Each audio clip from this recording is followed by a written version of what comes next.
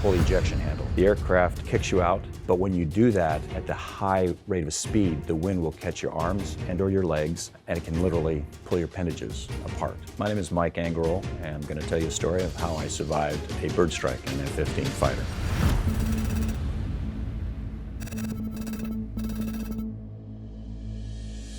It was March 1983. I just started flying the F-15 out of Holloman Air Force Base, New Mexico.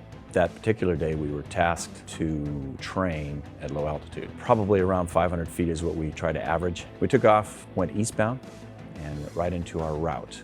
We're doing about anywhere between 450 to 500 miles per hour. We're trying to stay at about 500 feet in a formation.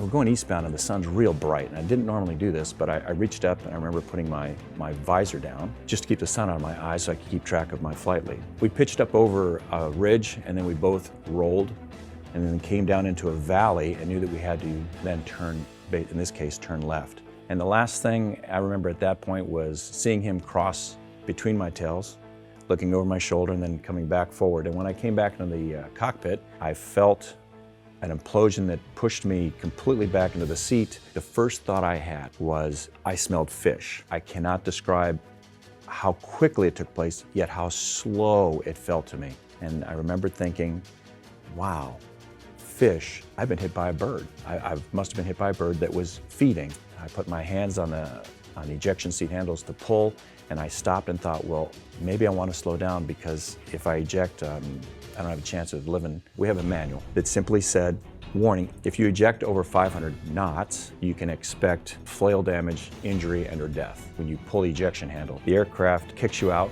but when you do that at the high rate of speed, the wind will catch your arms and or your legs, and it can literally pull your appendages apart. So I pulled back on the stick, felt G-force in my body, started pulling up as best I could, and I remember feeling, okay, the plane's flying, this is great. At that point I realized, well, let's check the engine. So I slapped both throttles into afterburner. The F-15 had 5 stages of afterburner, meaning within a few seconds you'll feel 3 kicks, boom, boom, boom, and then 2 kicks, boom, boom, and at that point you know you're in full afterburner. I felt all 5 kicks.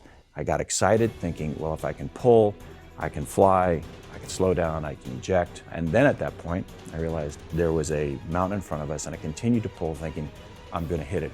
I keyed the mic thinking, I've gotta let somebody know what's going on, and just started screaming, Mayday, Mayday, Mayday, Seagull 5-3, ejecting over 0.3. I kept screaming it, and as I felt the G-force and started pulling up, I realized, I got it made. I actually probably can miss this mountain, slow down, and eject. I climbed to probably 8,000 to 9,000 feet very fast, and then realized, okay, maybe I won't eject. And I ducked down and realized that, okay, there's less wind, this is great. I tried to look around and all I could see was down underneath my visor and above my mask, I could see blood all over the place. This is bad. I'm thinking, I can't see because my eyes have been injured. And I raised my hand, touched my eyes, and realized I did put my visor down, and the blood I was seeing was blood actually from the bird. So I wiped the visor as quick as I could. I raised my head, looked around, looked both sides out the cockpit, realized I would clear the mountains. I was gaining altitude.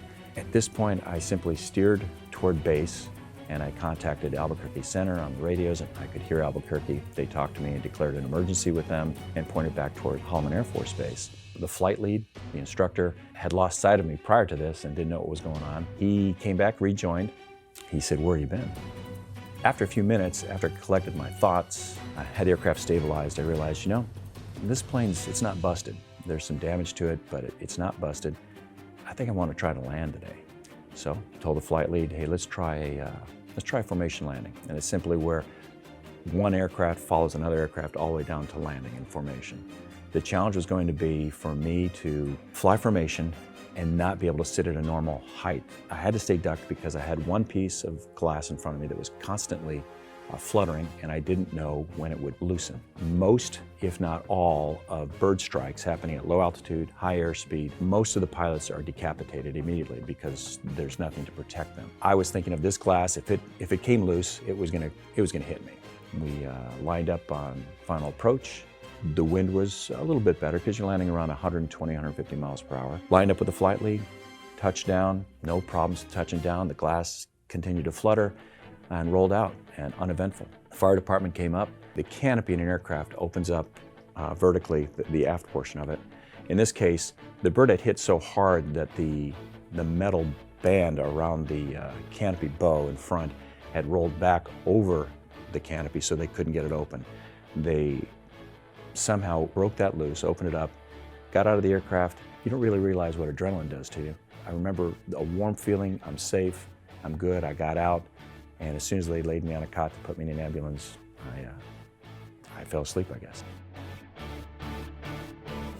The safety results, one said that I had hit approximately a 13-pound golden eagle. It was an endangered species, I believe at the time, if not now. One of the pitot tubes on the seat had been completely torn off. The pitot tube is simply a device that senses airspeed, altitude. It makes a decision. It says, well, I'm going to keep you in the seat or I'm going to kick you out of the seat, and I'm going to deploy the chute or not. If I had decided to eject, once I went up the rail or out of the cockpit, because this pitot tube was gone and broken off completely, the seat would not have sensed where I was, what altitude, what airspeed, and I would have simply stayed in the seat and hit the ground. It was quite a tribute to the training, the recall that your mind can bring to light, and actually simply how good the aircraft are that we fly in the military.